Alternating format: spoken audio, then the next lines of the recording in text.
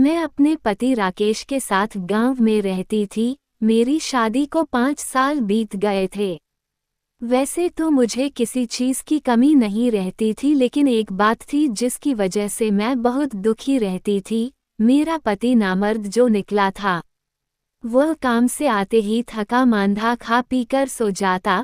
कभी कभार उसकी नसों में खून दौड़ जाता तो थोड़ी देर के लिए वह मुझसे प्यार जता देता। फिर मैं जल बिन मछली की तरह आधी भूख लिए तड़प कर रह जाती।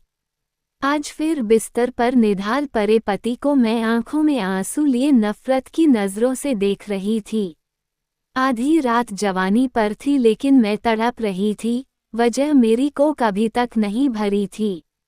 मैं सोचने लगी कि कुछ तो उपाय करना चाहिए।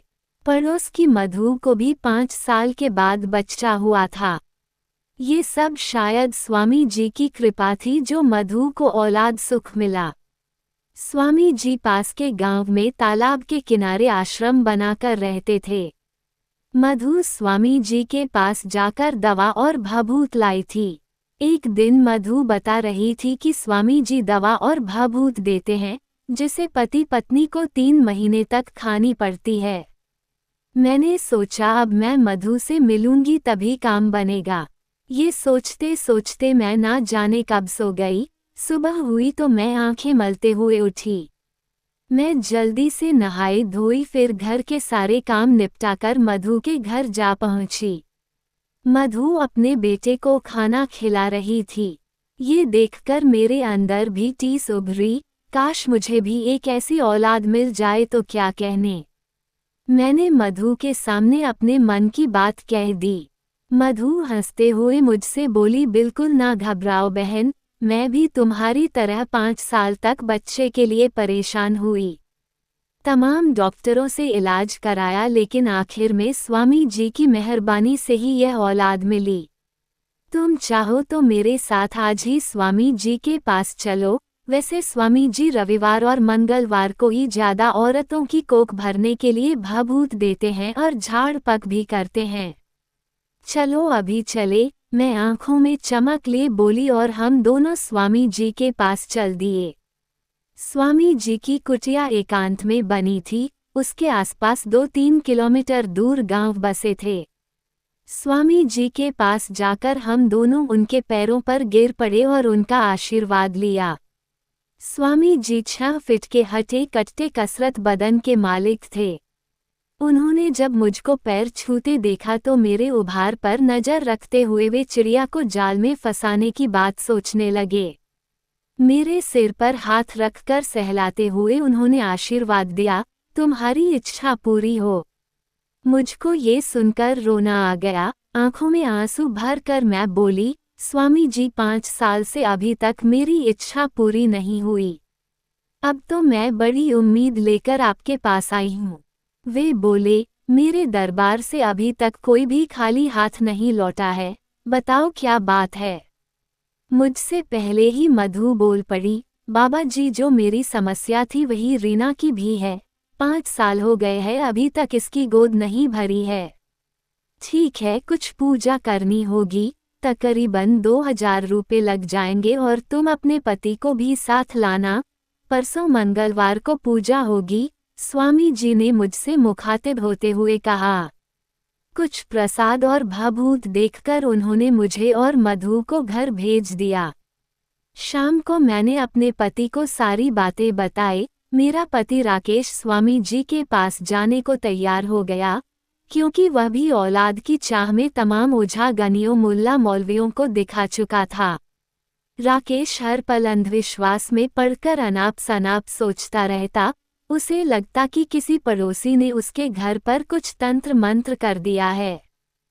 दूसरे दिन मधु के साथ मैं और मेरा पति राकेश स्वामी जी के आश्रम में पहुंचे।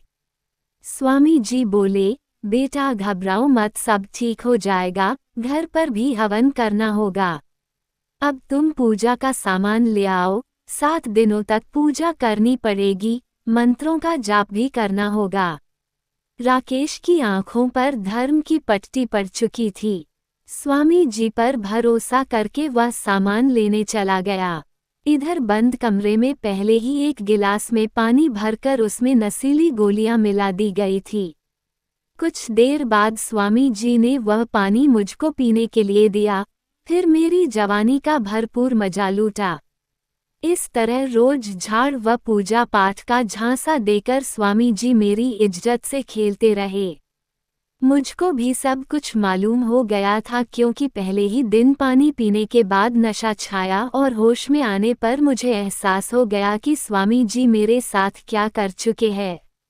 एक दिन स्वामी जी ने मुझसे फिर गिलास में पानी मंगवाया तो मैं बोल पड़ी, स्वामी जी अब गिलास और पानी की जरूरत नहीं, अब तो जो हो रहा है वो वैसे भी हो सकता है, क्योंकि बच्चे पैदा करना मेरे पति के बस की बात नहीं। आप मुझे बेहोशी में लूट ही चुके हैं, अब जब तक बच्चा ठहर नहीं जाता तब तक मैं खुद को आपको सौंपती हूँ। ये सुनकर स्वामी जी और मैं खूब देर तक वासना का खेल खेलते रहे। स्वामी जी ने मुझे अपनी बाहों में भरकर मुझे भरपूर प्यार दिया और मेरे गदरा बदन का जमकर मजा लूटा। मुझे भी अपार सुख मिला जो मुझे मेरे पति से कभी नहीं मिला था। उसके बाद तो मैं खुद अपने आप को स्वामी जी को सौंपते रही और फिर कुछ दिन बाद मेरे मन की मुराद पूरी हो गई। कुछ दिनों बाद मेरे पैर भारी हो गए। राकेश कभी कभार बार मेरे साथ सो पाता था और स्वामी जी की दी गई भभूत खाता रहता था।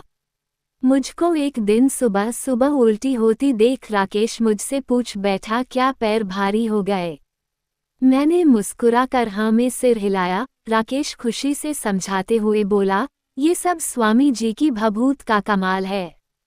उसकी खुशी का ठिकाना ना रहा। खुश होकर राकेश ने स्वामी जी को 2000 दे दिए। हम दोनों पति पत्नी बहुत खुश थे, क्योंकि स्वामी जी की वजह से मुझे औलाद का सुख मिल गया था।